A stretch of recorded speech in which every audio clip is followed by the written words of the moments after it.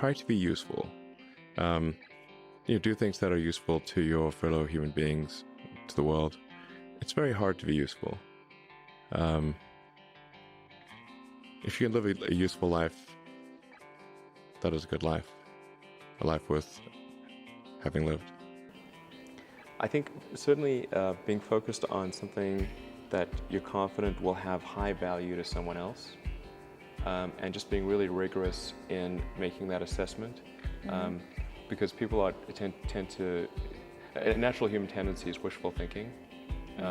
So a challenge for entrepreneurs is to say, well, what's the difference between really believing in your ideals and sticking to them versus pursuing some unrealistic dream that doesn't actually have merit? And that is a really difficult thing to tell. Can you tell the difference between those two things? Right. So you need to be sort of very rigorous in your self-analysis. I think certainly extremely tenacious, and then just work like hell. I mean, you just have to put in, 80 to 100-hour weeks every week. If other people are putting in 40-hour work weeks and you're putting in 100-hour work weeks, then even if you're doing the same thing, you know that in 1 year you will achieve what they achieve. You will achieve in 4 months what it takes them a year to achieve. You don't need college to learn stuff, okay? Everything is available basically for free. You can learn anything you want for free. It is not a question of learning. There is a value that colleges have, which is like, seeing whether can somebody work hard at something, including a bunch of sort of annoying homework assignments, and still do their homework assignments, and kind of soldier through and get it done. That's like the main value of college. And then also, if you probably want to hang around with a bunch of people your own age for a while instead of going right into the workforce.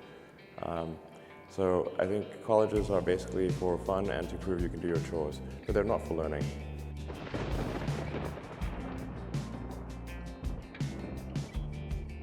I do what you know, what you don't want to do, but that you know that you got to do to be where you want to be.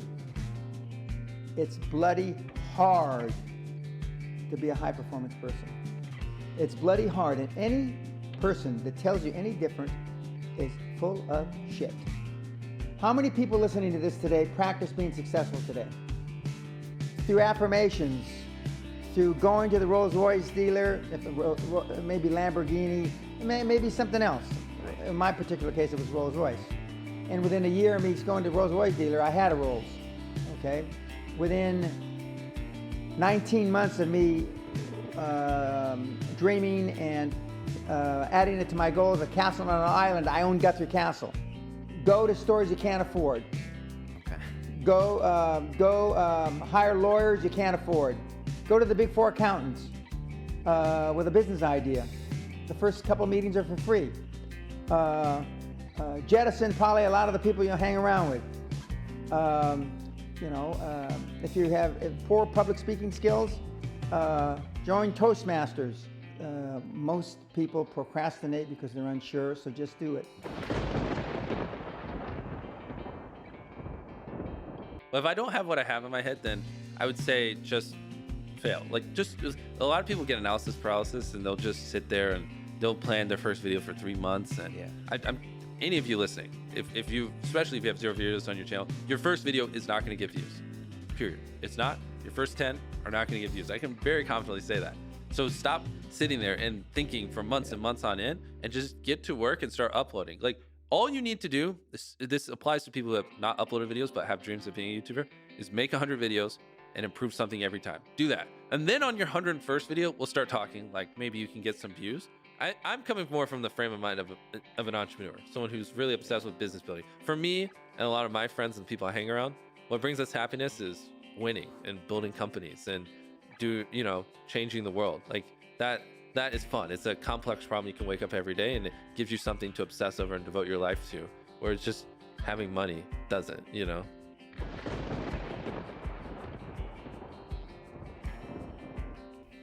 Make a plan. Look at what you're interested in. Get disciplined about something. Allow for the possibility that you have something important to contribute to the world, and that the world would be a lesser place without that contribution. Don't be afraid of taking on responsibility. It's where you find what sustains you in your life. You can take on too much responsibility. You have to be cautious in that regard, but that's a less common problem than not taking on enough.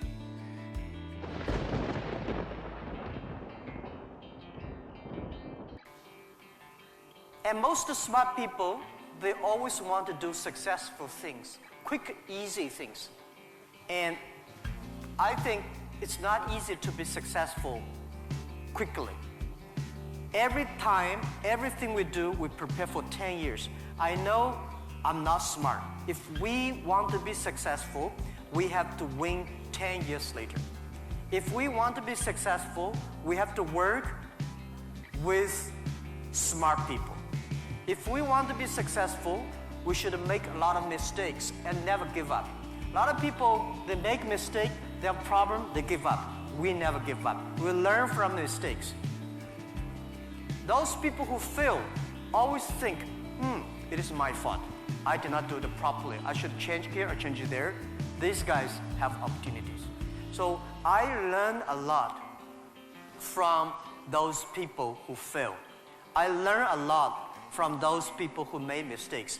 I learn a lot from my mistakes.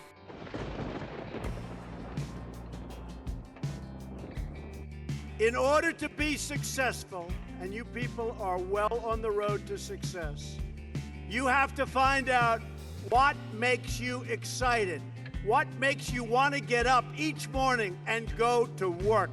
You have to find it. If you love what you do and dedicate yourself to your work, then you will gain momentum. And look, you have to. You need the word momentum. You will gain that momentum. And each success will create another success. The word momentum, a word you never hear when you're talking about success. When some of these guys that never made 10 cents, they're on television giving you things about how you're going to be successful. And the only thing they ever did was a book and a tape. The momentum. And if you don't have it, that's okay. Because you're going to go on and you're going to learn and you're going to do things that are great. But you have to know about the word momentum. But the big thing, never quit, never give up, do something you love. When you do something that you love, remember this, it's not work. So you'll work 24/7, you're going to work all the time. And at the end of a year, you're not really working. You don't think of it as work. When you're not doing something that you like, or when you're forced into do something that you really don't like, that's called work. And it's hard work and tedious work. So as much as you can, do something that you love, work hard, and never, ever give up, and you're going to be tremendously successful. Tremendously successful.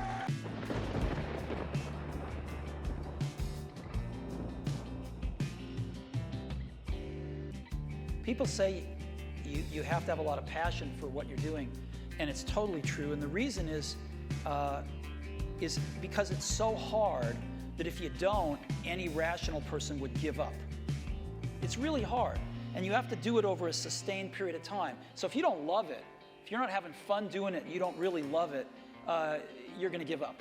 And that's what happens to most people, actually. If you really look at the ones that ended up, being successful, unquote, in the eyes of society, and the ones that didn't, oftentimes it's the ones that are successful loved what they did so they could persevere when it got really tough.